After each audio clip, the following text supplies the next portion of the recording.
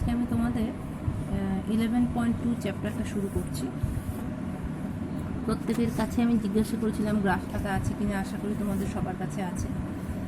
আচ্ছা, ধরো তোমরা এই যে আমরা এর আগে যে শিখলাম যে কোনো তথ্য তোমাদের কাছে যদি দেওয়া হয়, সেই তথ্যটা যখন অগোছালো অবস্থায় থাকে সেটাকে আমরা বলি কাঁচা তথ্য।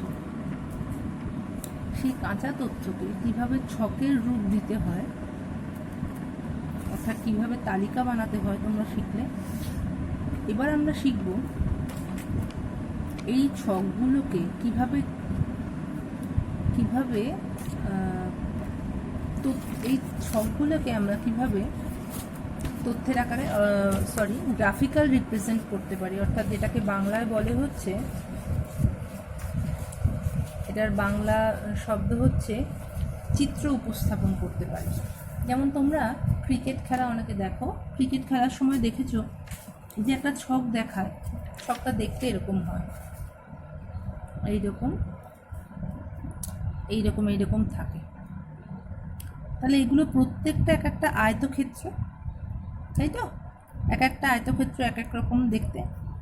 এইগুলোকে বলে হচ্ছে আয়তলেখ, এইগুলোকে বলে হচ্ছে আয়তলেখ বা ইংলিশে হচ্ছে হিস্টোগ্রাম। কি বিষয়টা? ধরো তোমরা খেয়াল করে থাকবে যে দেখায় যে একই ওভারে, ধরো একটা ক্রিকেট খেলা হচ্ছে ওয়ানডে 50 ওভারে, তাহলে দুটো টিমের রানের পরিসংখ্যা দেখাচ্ছে যে 0 থেকে 5 ওভারে এ টিম কত রান করেছে, বি টিম কত রান করেছে। এইরকম দুটো আয়তলেখর মাধ্যমে যখন আমাদের পরিসংখ্যাটা আমাদের চোখের সামনে তুলে ধরে, তখন আমাদের তুলনা করতে খুব সুবিধা হয় যে কোন টিম ওই ওভারে কীরকম ভালো রান করেছিল। ধরো আমাদের যদি দেখায় এ টিম এরম অবস্থায় ছিল, এটা হচ্ছে ধরো 0 থেকে 5 ওভার, 5 থেকে 10, 10 থেকে 15, 15 থেকে 20। এবার ধরো যদি বি টিমের ক্ষেত্রে এরকম দেখায় 0 থেকে 5 এখানে রয়েছে, 5 থেকে 10 আরও উপরে রয়েছে, 10 থেকে 15 একদম নিচে নেমে গেছে, 15 থেকে 20 এখানে রয়েছে। তাহলে দেখো আমরা এইগুলো দেখে আমরা তুলনা করতে পারছি না যে এই টিমটা বি টিমটা 0 থেকে 5 ওভারের মধ্যে ভালো অবস্থায় ছিল, কিন্তু 10 থেকে 15-র মধ্যে 0 থেকে বি টিমটা খারাপ অবস্থায় আছে, কিন্তু এ টিমটা ভালো অবস্থায় ছিল। এইভাবে আমরা যে কোনো পরিসংখ্যা যদি আমাদের কাছে থাকে, তার তথ্য উপস্থাপন করলে আমরা তথ্য উপস্থাপনের মাধ্যমে আমরা খুব সহজেই বুঝতে পারি, দেখে বুঝতে পারি যে কি বলতে চাইছে। ধরো এই যে পরিসংখ্যাটা আমাদের দিয়েছে, আমি তোমাদের আগে এই উদাহরণটা দিয়ে করাচ্ছি, বইয়ের অঙ্ক আমি পরে বলছি। আমি আগে আয়তলেখ করাবো, আয়তলেখটা বোঝাটা সহজ, পরিসংখ্যা বহুভুজটা আমি পরে করাবো। প্রথম কথা হচ্ছে আয়তলেখর ক্ষেত্রে আমাদের এইরকম শ্রেণী থাকতে হবে, অর্থাৎ 300 থেকে 380। দেখো এখানে উচ্চসীমা আর পরেরটা নিম্নসীমার মধ্যে কোনো গ্যাপ নেই। যদি কখনো দেখো যে এরকম গ্যাপ রয়েছে, অর্থাৎ তোমরা যেরকম শ্রেণী সীমানা করতে শিখেছো, সেই রকম যদি থাকে তখন আমাদের ঠিক করে নিতে হবে, দুটোকে বিয়োগ করে হাফ দিয়ে ভাগ করে যেরকম শিখেছ করতে হবে। ঠিক আছে? ধরো এবার আমি এই শ্রেণীটা করছি, খুব মন দিয়ে দেখবে জিনিসটা। আমার হাতে যেহেতু স্কেল নেই, একটু হয়তো বেঁকে যাবে, তোমরা জিনিসটা আশা করি বুঝতে পারবে। সবার আগে একদম এই যে মোটা লাইনগুলো, এই মোটা লাইন দিয়ে আমরা অক্ষ আঁকবো। ঠিক আছে? তাহলে স্কেলের সাথে যখন করবে তোমাদেরটা একদম স্ট্রেট হবে। আমি এক হাতে করছি, সেই জন্য আমার কিন্তু একটু বেঁকে যাবে, তোমরা বুঝতে পারবে। আচ্ছা, এই ক্ষেত্রে দেখো তাহলে এই বরাবর আমাদের কোন অক্ষ থাকে? ওয়াই অক্ষ। আমি এখানটা লিখলাম ওয়াই ড্যাশড। ঠিক আছে? আর তাহলে এই বরাবর আমাদের কি থাকে? এক্স অক্ষ। আমি এখানটা লিখলাম। এই জায়গাটাতে আমরা কি করব, এইখানটা আমাদের কিছু এটা দেওয়ার দরকার নেই, এটা আমাদের ও বিন্দু। এইখানটাতে আমি এই ভগ্ন রেখাটা আঁকবো। এই রেখাটার অর্থ কি? এই রেখাটার অর্থ হচ্ছে, ধরো কোনো একটা অক্ষ, যেমন ধরো এই অঙ্কটার ক্ষেত্রে এখানে কি মিনিমাম, অর্থাৎ শ্রেণীর এক্স অক্ষ বরাবর থাকবে হচ্ছে আমাদের শ্রেণী, আর ওয়াই অক্ষ বরাবর থাকবে হচ্ছে পরিসংখ্যা। তাহলে এই শ্রেণীর মান যদি 0 থেকে শুরু না হয়, এখানে কত থেকে শুরু হয়েছে? 300 থেকে শুরু হয়েছে, ঠিক আছে? তাহলে 300 থেকে যদি শুরু হয়, 300 থেকে শুরু হলে তাহলে আমি 300টাকে নিশ্চয়ই জিরো, ওটা তো আমাদের মূলবিন্দু, তাহলে 300টাকে কি আমি মূলবিন্দুতে বসাতে পারি? সেটা সঠিক হলো না। তাই আমরা এই ভগ্ন রেখাটা দেব যখন শ্রেণীর মান 0 থেকে শুরু হবে না বা নেগেটিভ দিকে যাবে না, তখন আমরা কি করব? এখানে 0 থেকে শুরু করব, তখন আমরা এই ভগ্নরেখাটা আঁকবো। তাহলে এইবার এখানে আমরা লিখতে পারি কত, এখানে কত পর্যন্ত আছে? 860 পর্যন্ত আছে, তাই তো? তাহলে আমি এই বিন্দুটা দেখো, আমরা যদি 5 করে নিই, এখানে 300, 380, 460, 540, 620, 700, 780, 860, তাহলে আমাদের হয়ে যাচ্ছে। তাহলে আমরা কি করব? এইখান থেকে শুরু করব, এটা নয়, এখান থেকে যদি আমরা শুরু করি তাহলে এখানটা লিখলাম 300, পরের 5 ঘরে লিখলাম হচ্ছে 380, তারপরের 5 ঘরে লিখলাম হচ্ছে 460, তারপরের 5 ঘরে লিখলাম হচ্ছে 540, তারপরের 5 ঘরে লিখলাম 620, তারপরে লিখলাম হচ্ছে 700, তারপরে লিখলাম 780, তারপরে লিখলাম 860। এই যে আমি মানটা লিখছি, এই মানটা লেখার ক্ষেত্রে দেখো আমি এক্স অক্ষ বরাবর এই শ্রেণীগুলো লিখলাম 300, 380, 460। এবার ধরো তোমার এখানে আমার ধরে গেল 5 ঘর নিলে, আমি 5 ঘর নিলাম, তাহলে এক্স অক্ষ বরাবর এই যে আমি 5টা করে ঘর নিয়েছি, 5টা ঘরের মান কত? 80। দেখো এক একটার মধ্যে ডিফারেন্স 80। তাহলে এক্স অক্ষ বরাবর 5 ঘর সমান 80 একক, তাহলে 1 ঘর সমান কত? 16 একক, তাই তো? 300 থেকে 380, তাহলে এই ডিফারেন্সটা 80। আমি এই বরাবর কটা ঘর নিয়েছি? 5টা ঘর নিয়েছি, তাহলে 5টা ঘর যদি 80 হয়, তার মানে একটা ঘর 16 একক। এবারে ওয়াই অক্ষ বরাবর আমরা মান নেব, খুব মন দিয়ে বুঝবে। ওয়াই অক্ষ বরাবর মান নেওয়ার জন্য তুমি এক ঘর সমান 1 একক নিতে পারো, 1 ঘর সমান 2 এককও নিতে পারো, যা ইচ্ছা যেভাবে নেবে সেটা আমাদের শুধু লিখে দিতে হবে। তাহলে আমরা কি করলাম? আমরা ধরো ওয়াই অক্ষ বরাবর 1 ঘর করে নিলাম, তাহলে প্রথমটা কত আছে? 4, তাই তো? প্রথমটা আছে হচ্ছে 4, দেখো প্রথমটা যদি 4 থাকে তাহলে 1, 2, 3, 4 এই পর্যন্ত। তাহলে এই আমরা কিভাবে স্কেলের সাহায্যে, আমি হাত দিয়ে করছি, তোমরা কিন্তু স্কেল দিয়ে করবে, এইভাবে আমরা এটাকে আয়তলেখ কেন বলে? দেখো এটা আমরা একটা আয়তক্ষেত্র আঁকলাম, যে আয়তক্ষেত্রগুলোর দৈর্ঘ্য কিন্তু সবসময় এক্স অক্ষের সমান, তাই তো? এখানে যে আয়তলেখ তোমাদের শেখানো হচ্ছে সেখানে কিন্তু এক্স এর মানটা সবসময় ঠিক একই থাকবে প্রত্যেকটা ক্ষেত্রে। দেখো এক্স এর মান কত? 80, তো প্রত্যেকটা ক্ষেত্রে 80 এক্স এর মান। এক্স এর মান পাল্টাবে না, পাল্টাবে কার মান? পাল্টাবে ওয়াই এর মান, যেহেতু পরিসংখ্যাটা পাল্টাচ্ছে তোমাদের, তাই এক্স এর মান কিন্তু সবসময় একই থাকবে। এবার আয়তক্ষেত্র হচ্ছে, দেখো এক্স এর মান 80, ওয়াই এর মান 4, তাই তো? এটা বোঝানোর জন্য পরেরটা দিয়েছি 6, তাহলে 4, 5, 6, তাহলে এখানে তারপরটা দিয়েছে 6, তাহলে এটাও 6 হলো। তারপরটা হচ্ছে 3, তাহলে 1, 2, 3। তারপরেরটা হচ্ছে 7, তাহলে 5, এই 5, 6, 7। তারপরেরটা হচ্ছে 8, তারপরেরটা হচ্ছে 6।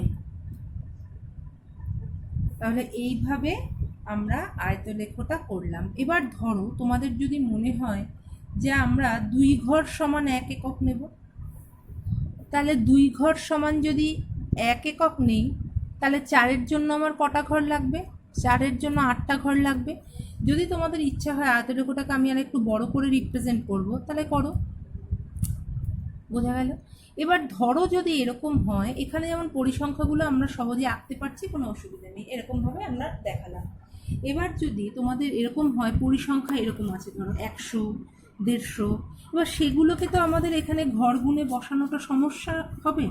তখন আমরা কি করব, ওয়াই অক্ষ বরাবর এক ঘর সমান ধরো 10 একক ধরে নিলাম, তাহলে 100-র জন্য কটা, এক ঘর সমান যদি 10 একক হয় তাহলে 10টা ঘরের জন্য 10টা ঘর লাগবে 100-র জন্য।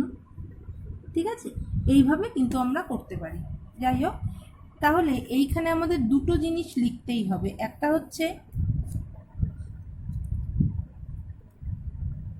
এক্স অক্ষ বরাবর, এটা আমাদের লিখতেই হবে, না লিখলে কিন্তু তোমরা কি দেখাতে চাইছো আমরা জানি না, তাই বুঝতে পারবো না। এক্স অক্ষ বরাবর 5 ঘর সমান 80 একক এবং ওয়াই অক্ষ বরাবর এক ঘর সমান 1 একক ধরা হলো। কিংবা তোমরা যদি কেউ এখানে এক ঘর সমান 16 একক লেখো তাহলেও সঠিক। ঠিক আছে, এইভাবে আমরা আয়তলেখ অঙ্কগুলো করতে পারি। এবারে দেখো বইয়ের অঙ্কটা, পরিসংখ্যা বহুভুজ আমরা প্রথমে করছি না, তোমরা আগে আয়তলেখটা করো, কারণ আয়তলেখ হচ্ছে ইজি। আচ্ছা, তারপরেরটা দেখো, আচ্ছা তাহলে 3 নম্বর, 4 নম্বর, 5 নম্বর, 6 নম্বর, 7 নম্বর,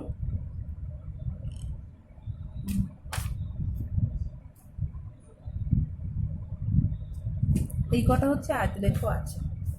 ঠিক আছে, এই ফার্স্ট পেজে 3 থেকে 7 এই কটা হচ্ছে তোমাদের আয়তলেখ আছে। আমি আর একটা করে দিচ্ছি, লেখাটা আমি পরে বলবো, আগে তোমরা আঁকাটা বুঝো। লেখাটা কোনো সমস্যা নয়, আঁকাটা শিখলেই লেখাটা শিখবে। আচ্ছা, তাহলে এই যে এক্স অক্ষ বরাবর আমি যে এই যে পয়েন্টগুলো বসালাম এক্স অক্ষ বরাবর, তাহলে এখানে আমরা কীরকম পাচ্ছি, এক্স অক্ষ বরাবর যখন বসালাম, এক্স এর মান যখন আমরা বসাচ্ছি, এইবার এটা করার পর আমরা এটার একটা নাম দিতে পারি। হ্যাঁ, এটার একটা কীরকম নাম দিতে পারি, আয়তলেখর ক্ষেত্রে যদিও তোমাদের নামটা দেওয়ার বিশেষ একটা প্রয়োজন নেই, কিন্তু পরিসংখ্যা বহুভুজের ক্ষেত্রে আমাদের নাম দিতেই হবে।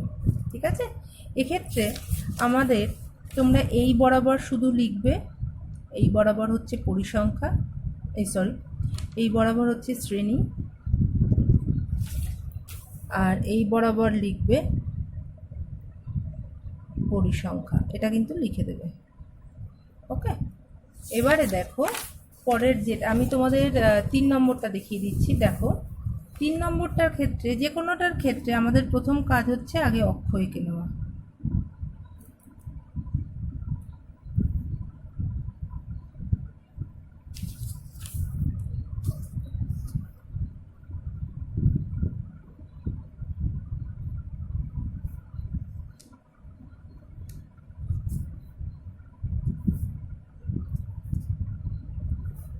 তাহলে ওয়াই ও ওয়াই ড্যাশ, এক্স ও এক্স ড্যাশ। ঠিক আছে, এখানে আমি এই ভগ্ন রেখাটা আঁকলাম না, তার কারণ দেখো এখানে 0 থেকে শুরু হয়েছে 3 নম্বর অঙ্কটায়, 0 থেকে 50।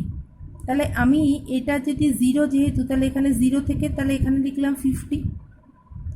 তারপরটা কত আছে 100, 100 থেকে 150, 150 থেকে 200, 200 থেকে 250। সুতরাং এটা আর ভগ্নরেখারও আঁকার কোনো প্রয়োজন নেই, যেহেতু 0 থেকে শুরু হয়েছে আমরা 0 থেকেই শুরু করলাম। তাহলে এখানে আমরা এই 0 থেকে 50 বা 50 থেকে 100 প্রত্যেকটার মধ্যে গ্যাপিং কত 100 করে, তাহলে আমি প্রত্যেকটার মধ্যে গ্যাপ হচ্ছে 50 করে। তাহলে এই 50-এর জন্য আমরা কটা ঘর নিয়েছি, প্রত্যেকটা ক্ষেত্রে 5টা করে ঘর নিয়েছি। তাহলে এক ঘর সমান তার মানে 10 একক। তাহলে এইটা কিন্তু আমাদের লিখতে হবে যে এক ঘর সমান 10 একক, এক্স অক্ষ বরাবর এক ঘর সমান 10 একক নেওয়া হলো। আচ্ছা, তাহলে এখানে প্রথমটা দিয়েছে 8। দেখো ওয়াই অক্ষ বরাবর যেহেতু কোনো আমরা নর্মালি দেখাতে পারছি, তাই ওয়াই অক্ষ বরাবর কিছু ধরার দরকার নেই, নর্মালি যখন আঁকতে পারছো এঁকে যাও। যদি অনেক বড় সংখ্যা দেয় তখন আমাদের আঁকতে হবে, না হলে নর্মালি ওয়াই অক্ষ বরাবর 1 একক ধরলাম। আচ্ছা, এখানে এক্সটা হচ্ছে কি দৈনিক লাভ, ব্র্যাকেটে হচ্ছে টাকা, এটা এক্স অক্ষ, ওয়াই অক্ষ হচ্ছে দোকানের সংখ্যা, এটা হচ্ছে y অক্ষ। ঠিক আছে, তাহলে প্রথমটা হচ্ছে 8, তাহলে এই যদি 5 হয়, আর সবসময় এমনভাবে অক্ষটা আঁকবে যেন এই যে মোটা যে 5টা দাগের যে লাইন সেইখানে মাঝখানে আঁকলে তোমাদেরই গুনতে অসুবিধা হবে। দেখো আমি যেহেতু এই মোটা লাইনে এঁকেছি অক্ষটা, তাহলে এখান থেকে এইটুকু 5 হবে, তাই আমার গুনতে কোনো অসুবিধা নেই। তাহলে এটা 5, 6, 7, 8, তাহলে এই প্রথমটা হলো 8, তারপরটা কি দিয়েছে 15, তাহলে 5, 10, 15, সরি, তারপরটা কি দিয়েছে, তারপরটা দিয়েছে 10, তাহলে 5, 10,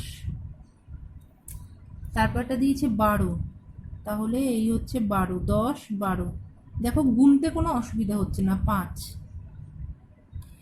এইভাবে তোমরা স্কেলের সাহায্যে করবে, তখন একদম পারফেক্ট হবে। আমার তো একটু হাত দিয়ে যেহেতু করছি তাই একটু বেঁকে যাচ্ছে।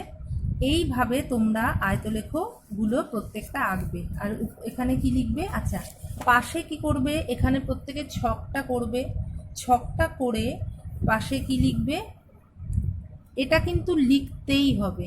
এক্স অক্ষ বরাবর, এখানে আমরা কি ধরেছি 5 ঘর সমান 50, তো তার মানে 1 ঘর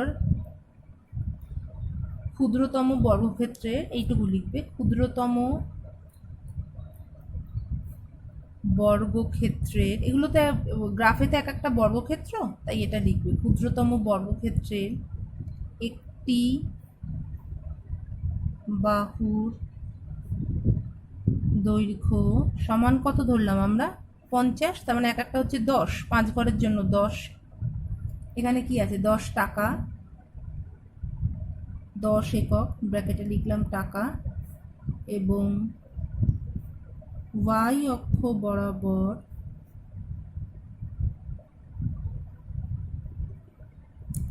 ক্ষুদ্রতম বর্গক্ষেত্রের একটি বাহুর দৈর্ঘ্য সমান 1 একক ধরা হলো। এই আর কিছু লেখো আর না লেখো, এইটা যদি না লেখো তাহলে কিন্তু অঙ্কে কোনোভাবেই ফুল নাম্বার পাবে না। এর সাথে একটা লেখা লিখতে হবে, সেটা আগে তোমরা আঁকো, তারপর আমি লেখাবো, কারণ আগে না আঁকলে তোমাদের এই লেখা নিয়ে তখন একটা কনফিউশন তৈরি হবে। আঁকাটাই তোমরা ইজি হও, ঠিক আছে? তাহলে এই দুটো অঙ্ক আমি কিন্তু করে দিলাম, তাহলে তোমরা চেষ্টা করবে 4, 5, 6, শুধুমাত্র 6 কিন্তু শ্রেণী, দেখো 6 কিন্তু শ্রেণী সীমানা আছে, শ্রেণী সীমানা করে নিতে হবে। যেমন কি আছে 1 থেকে 10, 11 থেকে 20, তার মানে শ্রেণীটা কি হবে 0.5 থেকে 10.5, 10.5 থেকে 20.5, 20.5 থেকে 30.5, এরকম কিন্তু করে নিতে হবে। তোমরা অলরেডি এগুলো শিখেছো, তাই আর আমি এটা কিন্তু করে দিচ্ছি না। এই অঙ্কটা দুটোর মধ্যে ডিফারেন্স কত, 10 আর 11, তার মানে 1, তার মানে 1কে 2 দিয়ে ভাগ করলে 0.5, তাহলে নিম্ন সীমার সঙ্গে কি হবে, নিম্ন সীমার সঙ্গে 0.5 বিয়োগ হবে, ঊর্ধ্বসীমার সঙ্গে নিম্ন সীমা থেকে বিয়োগ হবে, ঊর্ধ্বসীমার সঙ্গে যোগ হবে, তার মানে হলো 0.5 থেকে 10.5, 10.5 থেকে 20.5। কারণ দেখছো যে আমরা এই যে আয়তলেখ আঁকছি, এখানে প্রতিটা শ্রেণীর সাথে প্রতিটা শ্রেণী যুক্ত আছে, তাই তোমরা যদি এই গ্যাপিংটাকে ঠিক না করো তাহলে আয়তলেখ আঁকা সম্ভব নয়। তাই আয়তলেখর ক্ষেত্রে প্রথম কাজ হচ্ছে আমাদের, যদি দেখো শ্রেণী সীমানা নেই তাহলে আমাদের শ্রেণী সীমানা করে নিতে হবে, ঠিক আছে? 6 নম্বর পর্যন্ত 4, 5, 6 এই 3টে অঙ্ক তোমরা চেষ্টা করবে। পরিসংখ্যা বহুভুজ, আমি এটা তোমরা আগে ইজি হয়ে নাও, তারপর আমি পরিসংখ্যা বহুভুজ তোমাদের করাবো।